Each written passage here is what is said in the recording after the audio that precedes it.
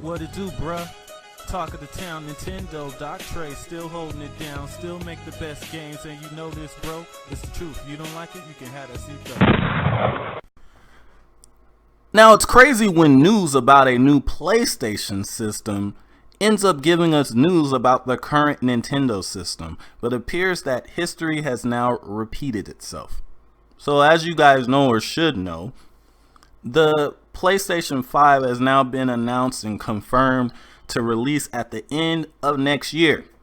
And Sony has been giving some small details about the system and the innards of the system.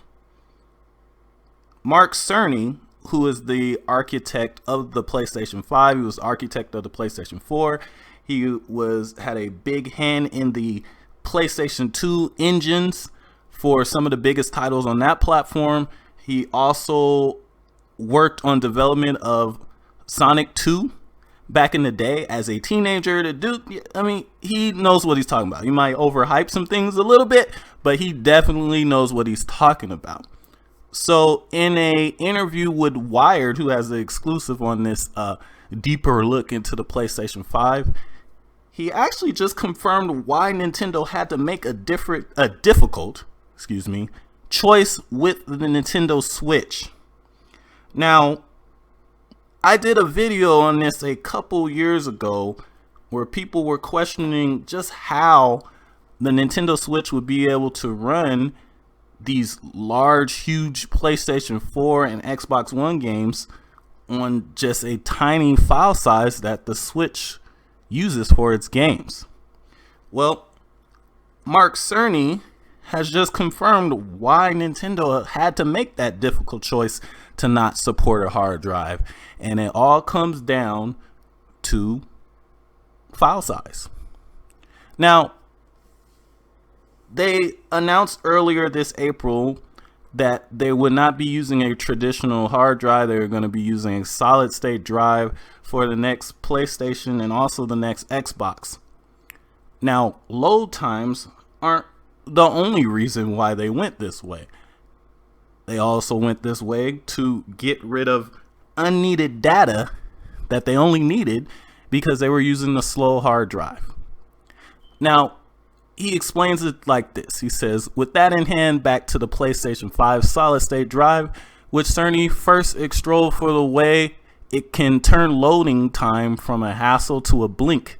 It's not just the speed that makes the SSD formidable, he says, but the efficiency it offers.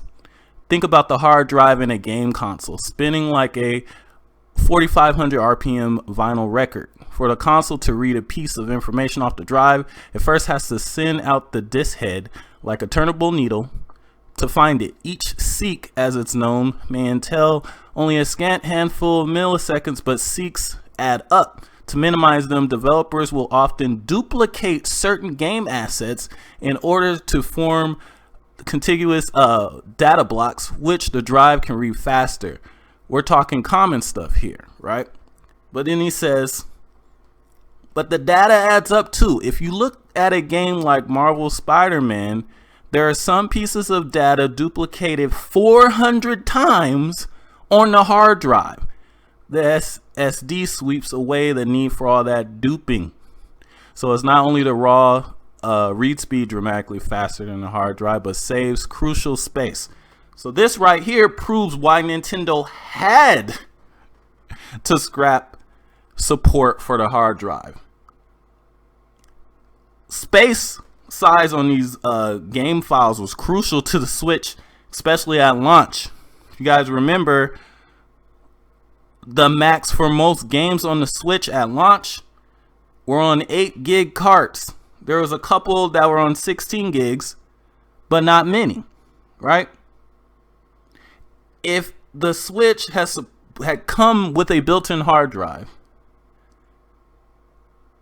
judging by what he's saying here, it would have increased the file sizes of these games dramatically, and that's something Nintendo could not afford.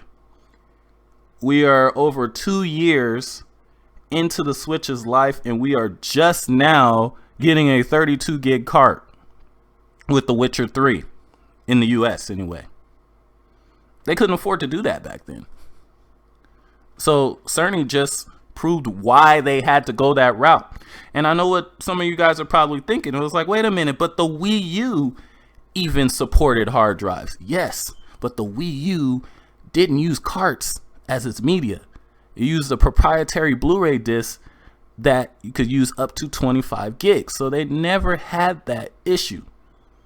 With the Switch, you got game carts that are as low as 1 gig. They couldn't afford to use a hard drive. Cutting the hard drive out was a way to keep the file size down, and it looks like, judging by what Cerny says here, that was their only option. So let me know what you guys think in the comments section. It should also be stated that it's a badly kept secret that today's games on the Xbox One and the PlayStation 4 don't really need to be as big as they are. Now, with the high storage capacity of Blu-ray and the fact that these developers can just patch these games, and the fact that consumers don't really care about having to buy a hard drive, having to buy a SD card, or extending this stuff and downloading these patches, since the consumer doesn't care, guess what?